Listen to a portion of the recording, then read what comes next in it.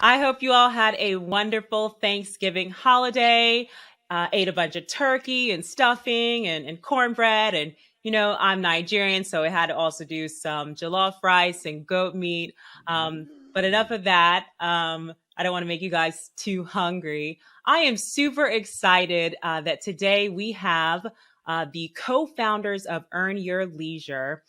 They are here to help us level up in our finance and education knowledge. These guys have really kicked off a financial revolution when it comes to educating millennials and particularly folks of color. So super excited to have them on. Let's get into the show.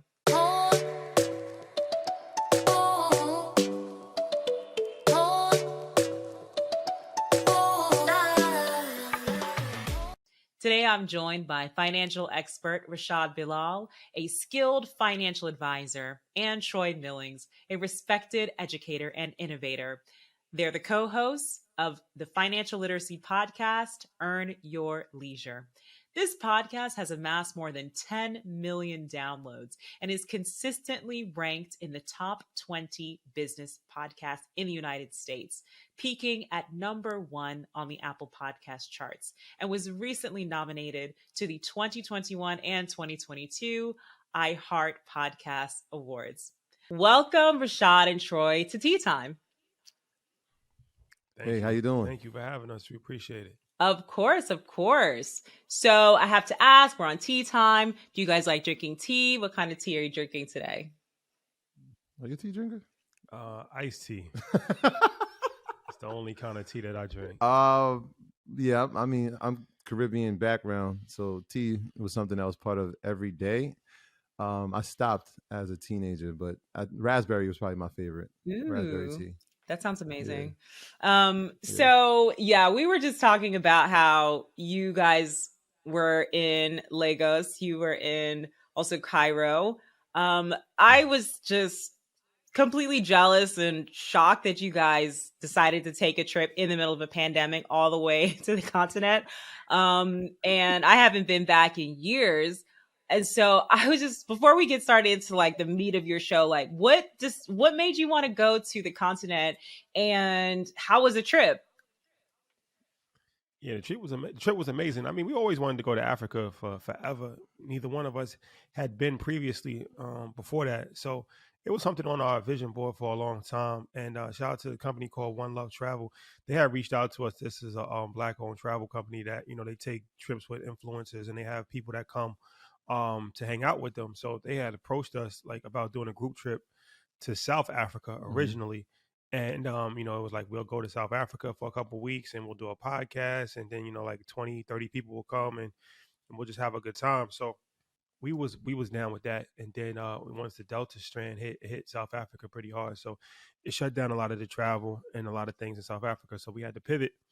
And they had a couple other choices that they had for us. So it was like Kenya, Morocco, Egypt, a few other places. So I always wanted to go to Egypt my whole entire life. I'm always reading history books and, just the history behind everything. So Egypt to me was a no-brainer. Troy wanted to go to Morocco. I did.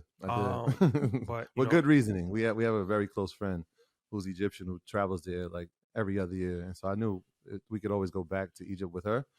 So I was like, let's go someplace that nobody's going. Like the last time I heard about somebody going to Morocco was like Puff took the whole Bad Boy crew there for his birthday. Like, oh, really? Let's be legendary like that. Yeah, let's do that. Yeah. So, but Egypt won out. So, so we were planning on going to Egypt, and then it just so happened Troy was just looking at the analytics one day and realized that Nigeria was our second biggest international market outside of America. Our biggest international market and our second biggest market outside of America. Mm-hmm. So, we were going to Egypt for like 6 days. So we figured, we might as well tag on Nigeria. If we're going to already be in Africa, we might as well, kill two birds with one stone. So we just said that we were going to go to Nigeria. And then we started to put the play together from there. And shout out to our good friend Dave at United Masters. And he connected us with some great people, Bizzle, Asa, the whole team over there, Davido, and Davido. Shoot! Yeah. I'm so jealous. We were with the right people. You guys people. are like royalty, like. Yeah. That's how you don't just show up in Nigeria. You're rolling with like the biggest Afrobeat star ever.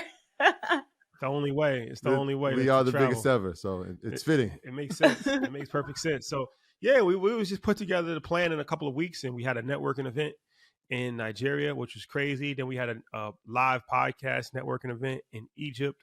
So that was a really dope, experience just to be able to go. We brought our friends, our family, Yeah. and then a bunch of other supporters, earners from America that came out there to Egypt. You glossed over the podcast. So you got like it was on the top of the Ritz Carlton, overlooking the Nile with the pyramids in the background. We gotta make her really jealous. Yeah, so it was a dope experience. Something that we definitely are looking forward to do again. Oh, I love it. I love it. So we are really in the midst of an unprecedented investing boom. According to a survey done in the spring by Charles Schwab, more than 50% of new investors are millennials, 16% are Gen Z, and 3 times as many Black investors as white investors are reported as entering the stock market for the very first time in 2020. Also, 63% of Black Americans younger than 40 now have money in the market. And this is actually equal to our white counterparts for the very first time in history. So I mean, you guys, this is your space. Obviously you're seeing this reflected in the growth of your platform, but why are we seeing this? Like, what's the reasoning behind this trend that we're seeing? I think one of the reasons is that financial literacy is in a language that people can understand now. So for a long time, people shied away from investing because they thought that it was over their head. It was too complicated. They didn't have enough money to do it. But now, social media has given, a voice, and we've created a platform along with other people that have actually dispelled that myth and amplified the voices of people that are relatable. And, the educators have come in and provided education to actually get people on the right track as far as investing, or at least thinking about investing. So I think that the movement that we are fortunate enough to be pioneers in has a huge part to play in those statistics that you just named. Yeah, and I think Corona, specifically at the top of the year, played a huge part in it as well. It made people do a couple of things. One was sit down, really look at their finances, really look at their job, and I guess question job security. I know a lot of people unfortunately lost their jobs, and so they had to find different ways to, make income. And so when they looked for places, one of the keys was education, and our platform was providing that along with others. And it was valuable information that they could apply from their homes and make money. And people took that information and they executed it at a different level. The stock market being one of those ways. And so when you hear those numbers, there's no coincidence, right? People got to sit down, take information, find new ways to make money, and they did. And now that they've made it, they've become addicted to it because it's something that they didn't think was possible before because it wasn't in a common language. And so we take great pride in that, and the people who are in our space take great pride in it as well. Yeah, and I was actually first of all, I'm definitely in that statistic because even though I had the means to invest, when I worked in a law firm, and other than the sort of 401k, like which I did late, I did that like many years into corporate law practice. I really didn't do anything on my own. I was too afraid. I was just basically like, I don't understand enough. I need to know more before I take that leap. And I think the pandemic kind of, you know, everything just seems so uncertain. And in particular, where's your income coming from? And my income really dropped out because I had left my job to pursue entrepreneurship. And so with my income flattened, I ended up feeling like, all right, well, what do I have to lose? And so, you're absolutely right. The information, the way it's being conveyed is something that people are appreciating. And you guys have your Earn Your Leisure University. It's more than the podcast. You are educating people in a formal curriculum. And I think that is just so powerful. I was curious what what would one expect if I wanted to join the EYL University, take a course, like what are you teaching people inside there? Yeah, we pretty much teach everything that we talk about on our platform, from cryptocurrency to stocks to real estate to credit to business formation to taxes. So it's literally a one-stop shop for everything that you would need as far as to be, an entrepreneur, an investor, just an astute business person. And it's something that we created where it's a more hands-on experience, where it's a community. So we have like over 25 infinity groups. We have a crypto group, we have a stock group, real estate group, where people inside of the community actually run it themselves. We do actual physical events. So, we just did a national day of service with different chapters all across America, had national give backs for, Thanksgiving.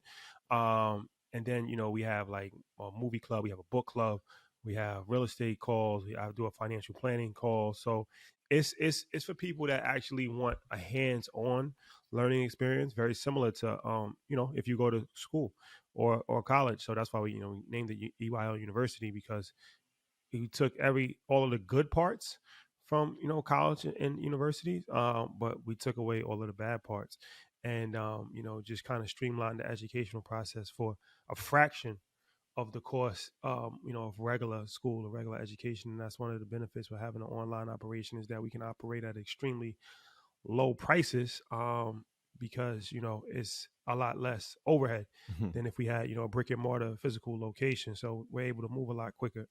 So yeah, that's EYL University. The website is EYLUniversity.com, but it's something that we're extremely proud about. We have over 10,000 members in the community, and it's growing. And it's something that people are really excited about, because information is something that can really free you.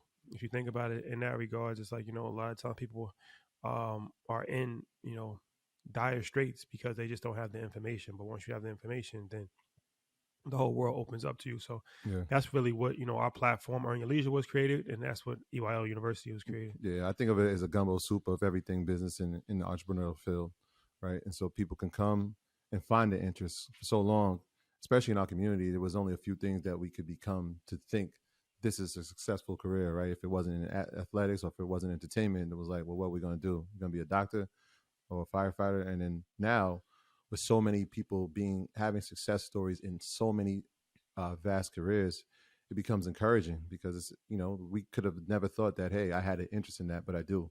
And now there's somebody that looks like me that's doing it, and now they can mentor me. And so that's one of the best things, is that the community grows inside, just from information being shared. We don't hoard information, which is something that we used to see in the past. um, Throughout our community, it was like, all right, I made it, you make it on your own. And now we're seeing where it's like, all right, I made it, let me show you how. And so Mm-hmm. I like to use that, like when Jay was saying, that crab in the barrel mentality. Like we first of all did belong in the barrel, but number one, if we just stood on top of each other and pulled each other up, we could have got out of it. And so that's kind of what we're doing with our university. Mm-hmm. Yeah. Oh yeah. I just I did he say that? And he just got inducted into the Rock and Roll Hall of Fame, and there was this epic tribute to him. And I watched that, and I was so enamored with his legacy, and really how he's now turning towards pouring capital into the community that he came from to lift folks up. So it's a really strong message. Now, one of the things that people talk about a lot is financial freedom, how to retire your family before you're, typical 65, maybe even by 40, by 50. So I was curious as to if you have any best tips on how to reach that financial freedom status as quickly as possible. Yeah, I'm gonna lean on him for this, because this is like his will basket. But I'll just say it starts with mindset for me. And I tell people all the time, retirement shouldn't become an age. Like you said, 65. We know that as a number. It really should just be a number, right? A specific amount that that this is what I can now live off of, or my family can live off of for the rest of our lives. Obviously, with having investments and other forms of income, but it really becomes a number. And once we start getting that into our minds, and we realize, like, wait, 65. well, what's the average life expectancy? Like, are we supposed to only enjoy 10 years of our life? No, that we should get ahead of it and plan accordingly to do that. So that's just my take on it, mindset. But get ready because he about to tell you all the ways. I just think that it really depends on a variety of different factors. But you want to just make sure that the amount of money that you're investing is going to be enough to actually have a nest egg down the line. So there's a lot of like retirement calculators online for free. You can just go online, type in retirement calculators, and you put in how much money you're actually currently putting in. You could put in an interest rate that you feel comfortable with, and then like, okay, in 30 years, what will I have? And that will at least give you a benchmark of where you will possibly be, and then you can say, okay, that's not enough, I need to add more, or I'm on the right track. So that's the first thing. And then of course you want to just kind of factor in your future without actually knowing your future, obviously, because nobody knows the future. But you can try to make an educated guess. So to say, okay, like, where do I want to live, what state? That's extremely important, because different states, like Florida has no state income tax. That's why a lot of people that retire move to Florida, as opposed to if you live in California, it has the highest state income tax, or New York, who has one of the highest state income taxes. So that's important, because that'll determine how much money you need to live off of. And then you have to think about, what are your plans? Are you married? Do you have children? What are your plans for that? Like, what are your plans? Are you planning on working when you're no longer working at your current job? Are you gonna have a part-time job or not? So these are things, like I said, I mean, it's hard to really say exactly what's going to happen in the future, but try to have some level of foresight to at least think about it. But the most important thing is to invest as early as you possibly can, and invest as much as you possibly can, and that will alleviate a lot of the problems. Yeah. Um, have you guys ever thought about or talked about on your show international? There's a lot of folks who are going abroad, and there's a whole host of tax benefits to living abroad and like giving up citizenship. That is like a big conversation, but curious if that's something that you guys have touched on. Yeah, we actually had a class on it. And so when you said, what are we teaching inside EWL University, international investing was one of those classes that was taught by Jatali Bellaton, who is an amazing investor who invests in Ghana. And so I know the return, the year return was something that was huge. But on top of it, not just to see how beautiful the land is, but to see the opportunities that can be done there, right? We saw that in Lagos as well. We spoke to a lot of people who are on the ground there, and we just saw it as a land of opportunity. There's so much opportunity, but we have to first see it and then execute on it, and be in the right places, right? Sometimes we'll travel and we're not looking at this as a place that we can invest in, and we don't know who to talk to. And so when we travel, that we're not just traveling for vacation. We're traveling because we see a lot of potential. We see a lot of business opportunity, and obviously some tax benefits as well. Yeah. So you guys were just in Atlanta, saw you in Atlanta at the Revolt Summit. You have your show, Assets Over Liabilities, rocking the swag. One thing I find interesting, the show is called Assets Over Liabilities, and you guys really exude that hip hop culture, which is really all about consumption, conspicuous consumption, flaunting. Is this a paradox? Can the two coexist? This kind of consciousness on how you spend your money, investment, and the culture of hip hop. Yeah, for sure. I think we're living examples that it definitely can coexist, because I mean, that's who we are as far as our culture. That's how we grew up, and I felt like we would be doing ourselves a disservice if we shied away from it. So we just embraced it, but at the same time, it's about being responsible. So everything that we do is done responsible, and that's why it says assets over liabilities. Not to say that liabilities there's never a place for liabilities, because we go out, we have fun. But it's about prioritizing. So the assets are more important than the liabilities.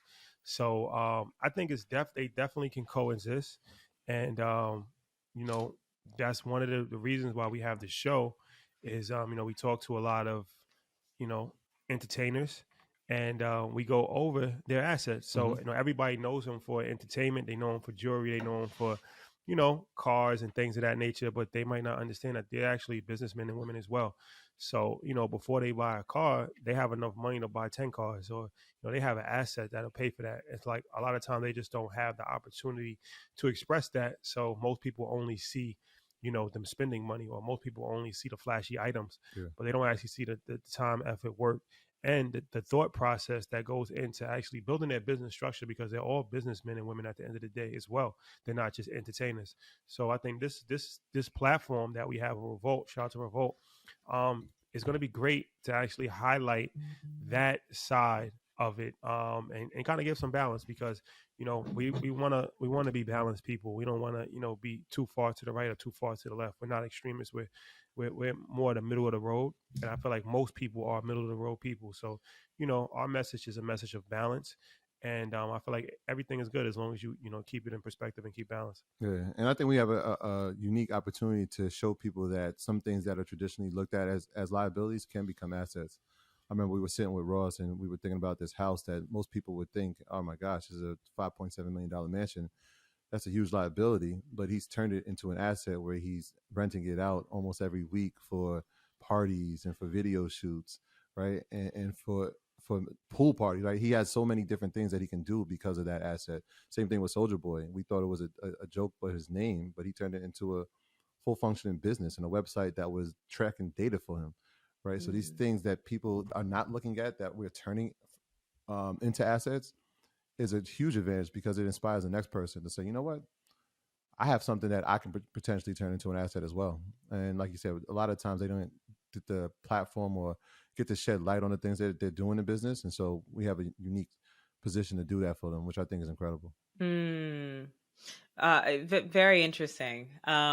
Now, something you guys bring on folks to your show who are teaching you about investing. I've heard you say you've learned a lot from the folks you bring onto your show, different investing strategies. What's something that you picked up on? Someone came on your show that you're now really implementing. Vending machines is the latest thing that we got into. So we have a dope episode with a gentleman's name is Kashif, and he actually came on Earn Your Leisure and was talking about vending machines, and he was the first person that I actually ever heard that really broke down the business model of vending machines. We always see them all the time, but we hardly ever really think about the business behind it. So he explained that to us and explained it to the audience, and thousands of people took actions after that episode came out, and became entrepreneurs in the vending machine space. And recently, we got into it, and we have 5 vending machines in our high school. So that's been a cool experience, just to kind of take something that we actually have learned from somebody on our platform and implement it, and start a business off of it. So we've done that with a variety of different things, but that's the most recent one that we have done. Yeah, and I mean, there's so many different lessons that I've learned. I'm just gonna say, because we just had this meeting with our CPA, and so just learning the tax code and understanding trust and estate planning, like these are the things, conversations that I never had with my parents, but now I have to have with my parents, because they're vital for the generational wealth component of our family. So I'm learning that trademarking, right? That wasn't something that I was doing prior to this. I was teaching phys ed, right? Like I didn't know the process of trademarking and how long it took, and having a trademark for different countries and different assets, whether it's media or it's for film. Like there's so many things to learn. And so, like you said, we are very fortunate that we get to interview people who are experts in their field, and we get to pick their brains for our audience, but we get to keep it for ourselves too. Yeah, very interesting. So, last question. You guys are really building this financial revolution, this movement that's global, right? You've been to Africa. Next, I'm sure will be somewhere in Asia, somewhere in Latin America. Who knows? The world is your oyster. Rashad, you just did a TED Talk, and which was extremely inspiring. It was really like, it felt like, something John Hope Bryant we had on our show, he talks about the civil rights movement moving into a silver rights movement. It really felt like, using economic empowerment as a means towards a social justice. And I'm curious about where you guys are wanting to take the Earn Your Leisure platform. You've grown so fast over the last couple of years. leaps and bounds beyond what maybe people thought or what you even thought you might accomplish when you start out. So now, as you see this going global, as you see the real magnitude of what you've built, where do you want to take it? Yeah. Well, hey, thank you for that. And I think the sky's the limit. We have a podcast network where we, develop talent, and that's something that we're extremely excited about, is to get more shows under the umbrella and expand that brand. So it's bigger than just Earn Your Leisure. We give creatives and entrepreneurs and business people different opportunities to expand on their voice. So that's something that we're excited about. You mentioned EWL University, and we want to grow that to be the premier online business education experience out there. So that's something that we're extremely bullish about. And then you said also the traveling.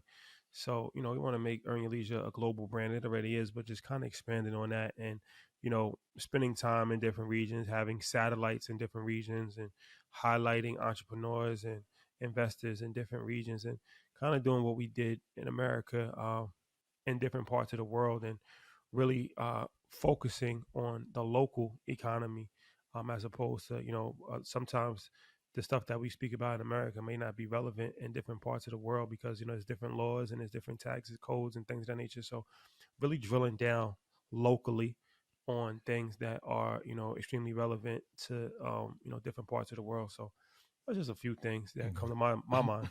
Yeah, I had this conversation last night actually. I see us as a publicly traded company, right? So when we talk about all those components that he just said, when people get valuations, they evaluate it based on the components that are inside of there. So he just talked about tech, talked about media, but there's so many things that we can add. And so being publicly traded means obviously everybody can be a part of the growth because they help build us. And I mean, it'll be probably the first time in history, in my short history, where we actually saw a company start from the ground, they built with us, and now they can own a piece of it. I think that would be one of the most unique things in the financial market of all time. So that's one of my dream visions for EYL. Oh my God, that sounds amazing. And I heard you guys mention that when you were on the Breakfast Club recently. There just aren't a lot of Black owned publicly traded companies. I was actually on one of your affiliate shows, Ash Cash. So that hopefully will be coming out soon.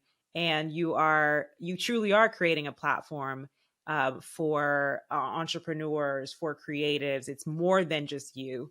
And so that is amazing. And I commend you for that, and really striking that balance between building your brand, but also building up others whilst you do that. So I'm super excited for everything you're doing. I will be in Miami for Art Basel. I know you guys are hosting an event there. So hopefully I'll be able to come and meet in person and experience the energy of this movement that you're building with Earn Your Leisure. Yeah, if you're going to be in Art Basel, you're going to feel the energy for sure. For sure. Good time out there for sure. Oh, perfect. All right, guys. You are listening to and tuned into Tea Time. I'm your host, Shimite Obialo. I've been joined by the guys of Earn Your Leisure, Rashad Bilal and Troy Millings. Thanks, guys. See you next time. Thank you. Thank you. Bye.